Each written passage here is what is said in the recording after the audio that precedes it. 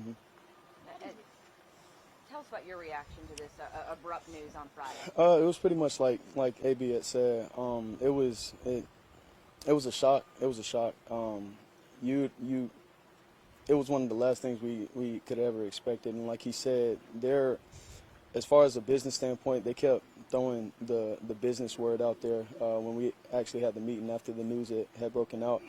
And they kept saying it was a business, it was a business, it was a business. And like AB was saying, there has been a lot of situations on our part where we're trying to get stuff done as far as getting the administration involved and trying to help us out, and the support wasn't being shown, and we would have to put in a lot of work to try and just to get some kind of response back, let alone like get the help we needed, but just something as small as getting a response back, and we couldn't even get that.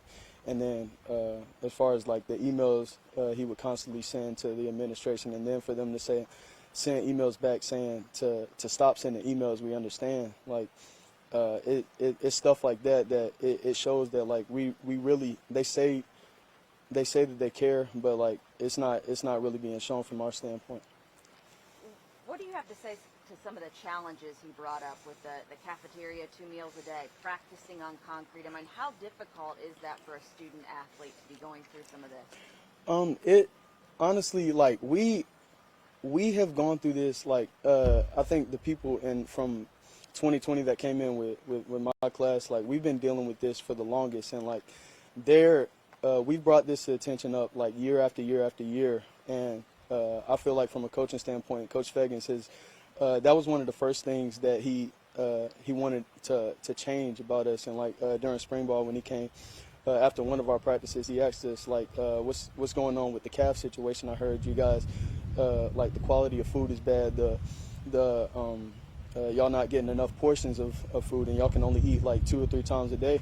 Well, not even 3 times a day. And like he made sure that he addressed it as early as he could. And like it's just we're not getting the help that we need. Like the calf, there's no reason that you see, like he said before, you see we got a whole bunch of big guys on the team, and same with the small guys. We eat a lot, and like we can't get good quality food, or we can't get enough food. And so it's stuff like that you have to take into consideration. And they say every time we bring it up, they say that they understand and they hear us, and a lot of times we see them taking notes, but nothing's being done. And so like that's the problem I have. And so I don't want them to make it seem like Coach Fagins is not trying to help out with this, because he is. He's doing more than enough as far as trying to bring attention to it. But as far as the upper room, the administration, they're not. I feel like, and they can all attest to it, like they're not doing their part in like fully supporting us with it. Kind of piggybacking off of that, you go through all of this, and then you guys play probably your best game of the season, right, against Fayetteville State, and you see all of this work that you've put in kind of culminate in such a great game, right. And then your head coach gets let go. Is it just like, gosh, this cannot catch a break? That was literally like the phrase that was floating around ever since that happened. Like we literally cannot catch a break. And then if you ever since Coach Fagins got fired, like came to the program, you can ask anybody, like ever since he came, like you've heard nothing but positive things around him. And it's just been a constant. I've said it before, and like every time people ask me about like how I like Coach Fagins and everything, I say like he's instantly brought a positive energy shift into the team, and like it's awesome to see like every time he's around, like you can see the chemistry we have, the love we have with each other and everything, and he instantly brought that. And I feel like the losses on our record, it doesn't show, but like we have it. We have a winning mentality just all because of Coach Fagins, and everything we do is for him and for each other, and like that's you couldn't ask for anything better as a team. 4 coaches in 5 seasons. Right.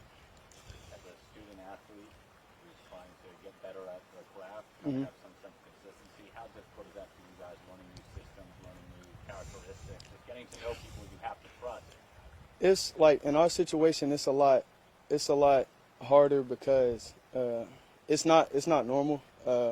I think Butler he mentioned it before. Like it's not normal what we go through, and like I feel like the hard part with us, it seems like there's not a sense of security. Like I understand that there's a business, but like with us, it seems like we have to be even more on our toes because like we don't know what's going to happen the next 5 minutes from now, and it just a constant. It's just like something over and over again that we have to deal with, and like that I feel like that's the hardest part for us.